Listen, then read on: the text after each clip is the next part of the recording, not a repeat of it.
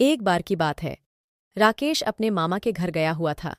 दरअसल वहां राकेश के मामा की लड़की की शादी थी और वैसे भी राकेश अक्सर वहां जाता रहता था। पर हर बार वह एक ही बात बार बार पूछता था कि ऊपर छत का कमरा हमेशा बंद क्यों रहता है। तो जवाब में उसे एक ही बात सुनने को मिलती कि वो स्टोर रूम है, इसीलिए बंद रहता है। लेकिन बच्चों को अक्सर जिस चीज के लिए मना करो तो उसी काम को वो जरूर करते हैं। घर में खुशी का माहौल था। अक्सर शादी ब्याह में घर पर कई रिश्तेदार आ जाते हैं तो सोने की व्यवस्था थोड़ी अलग होती है। उन दिनों गर्मी भी बहुत थी तो पहली रात राकेश ने जैसे तैसे नीचे गुजार ली। पर उसका मन अब भी वहीं था। अगर ऊपर का कमरा खुला होता तो वह अपने दोस्तों के साथ ऊपर सो जाता।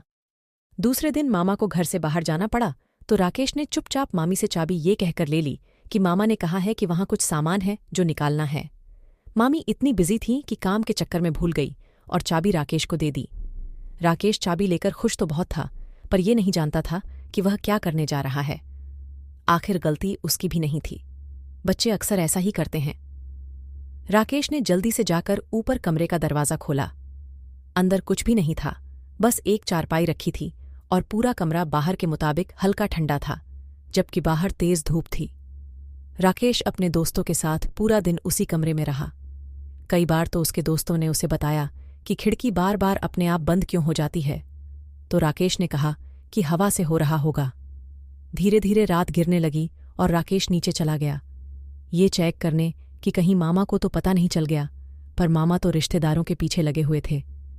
राकेश चुपचाप ऊपर के कमरे में जाकर लेट गया और तब तक मेरे दोस्तों को भी नींद आ गई थी।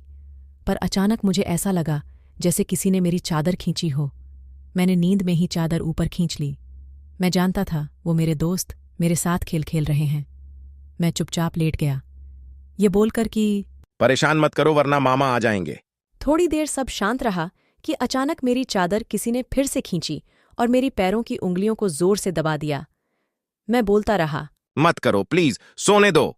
तभी एक सफेद परछाई मेरे मुंह के सामने आ गई। मैंने जोर से चिल्लाया। मेरी आंखें बंद थीं तो मेरे दोस्तों ने मुझे उठाया और बोलने लगे, क्या हुआ राकेश, क्या हुआ? मेरे पूरे चेहरे पर पसीना था। मैं डर के मारे कुछ बोल नहीं पाया कि तभी अचानक मामा ऊपर आ गए और हम सबको नीचे ले गए। मुझे पानी पिलाकर प्यार से पूछा और जब मैंने बताया तो सारे रिश्तेदार डर गए। और फिर मामा ने बताया कि उस कमरे में एक किराएदार रहता था जिसने फांसी लगा ली थी। पर वो आदमी बुरा नहीं था, बस चुपचाप रहता था, इसलिए शायद आज तक उसने किसी को नुकसान नहीं पहुंचाया। ये किस्सा हमारे साथ भी हो चुका है, इसलिए हमने वहां ताला लगाया हुआ है ताकि कभी कुछ गलत ना हो जाए। इसके बाद मामा ने शादी हो जाने के बाद रिश्तेदारों के कहने पर वो कमरा तुड़वा दिया और उसका सारा मलबा शमशान में फिकवा दिया। तब से वहां सब ठीक है।